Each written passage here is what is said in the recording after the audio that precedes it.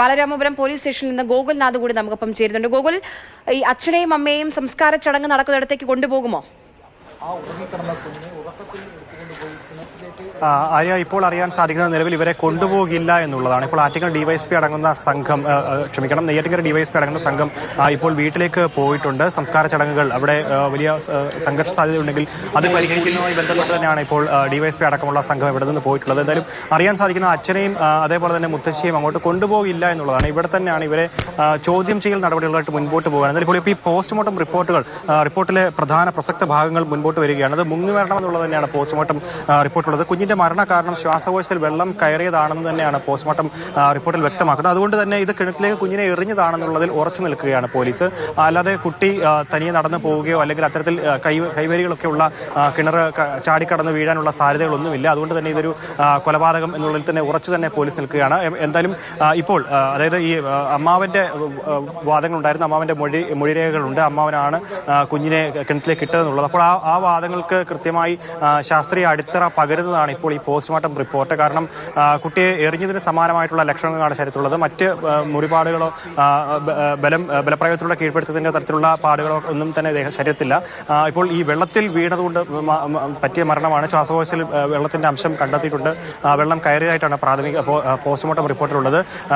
പ്രാഥമിക റിപ്പോർട്ടിലും ഇത് തന്നെയായിരുന്നു. പോലീസ് എന്തായാലും ഇത്തരത്തിൽ തന്നെ ഇതിൽ ഉറച്ചു തന്നെ നിൽക്കുകയാണ്. എന്നാലും ഈ അമ്മാവന്റെ മൊഴികളുണ്ട്. പലപ്പോഴും ഈ മൊഴികളിലെ വൈരുദ്ധ്യവും പോലീസിനെ ഉലയ്ക്കുന്നുണ്ട് എന്നുള്ളതാണ്. ആദ്യത്തെ മൊഴിയല്ല പിന്നീട് പറയുന്നത്. രണ്ടാമതും ഇത് മാറ്റി പറയുന്നുണ്ട്. ആദ്യം പോലീസ് അന്വേഷിച്ചോട്ടെ, തനിക്ക് ഇതിൽ പങ്കില്ല എന്നുള്ള തരത്തിലായിരുന്നു അമ്മാവൻ ഹരികുമാർ ഉണ്ടായിരുന്നത്. പിന്നീട് ഈ മൊഴിയിൽ മാറ്റം വരുത്തുകയാണ്. താനാണ് കൊന്നത് എന്ന് പറയുന്നു. ഇപ്പോഴും ആ മൊഴിയിൽ ഉറച്ചു നിൽക്കുന്നുണ്ട്. പക്ഷേ മാനസിക അസ്വസ്ഥ്യം അല്ലെങ്കിൽ മാനസിക വൈകല്യം നേരിടുന്നതുകൊണ്ട് തന്നെ ആ മൊഴിയിൽ വിശ്വസിക്കേണ്ടതില്ല എന്ന് പോലീസ് ഒരു ഘട്ടം വരെ വിശ്വസിച്ചിരുന്നു. എന്തായാലും ഇപ്പോൾ പോസ്റ്റ്മോർട്ടം റിപ്പോർട്ട് കൂടെ പുറത്തു വരുന്നതിന്റെ അടിസ്ഥാനത്തിൽ ഇത് കൃത്യമായി തന്നെ പറഞ്ഞാൽ ഈ മൊഴി വിലക്കെടുക്കാനേ പോലീസ് നിർവാഹമുള്ളൂ. പക്ഷേ എന്തിനു കൊന്നു എന്നുള്ള കാര്യത്തിൽ കൂടെ ഉത്തരം തേടേണ്ടതുണ്ട്. ആ ഉത്തരം എന്തായാലും ഉടൻ തന്നെ പുറത്ത് വരുമെന്നുള്ളതാണ് അറിയാൻ സാധിക്കുന്നത്. ഈ സാമ്പത്തിക അരക്ഷിതാവസ്ഥയ്ക്കപ്പുറത്തേക്ക് മറ്റെന്തോ കാരണം കൂടെ കുട്ടിയെ കൊല്ലാനായി ഈ ഹരികുമാറിന് മുൻപിൽ ഉണ്ടായിരുന്നു എന്നുള്ളതാണ് മനസ്സിലാക്കേണ്ടത്. കാരണം ഈ സഹോദരിയും സഹോദരൻ തമ്മിൽ നടത്തിയിട്ടുള്ള വാട്സാപ്പ് ചാറ്റുകൾ പലതും പുറത്ത് പോലീസ് പറയുന്നുണ്ട്, പോലീസ് പരിശോധിച്ചിട്ടുണ്ടായിരുന്നു. അതിൽ നിന്ന് ഈ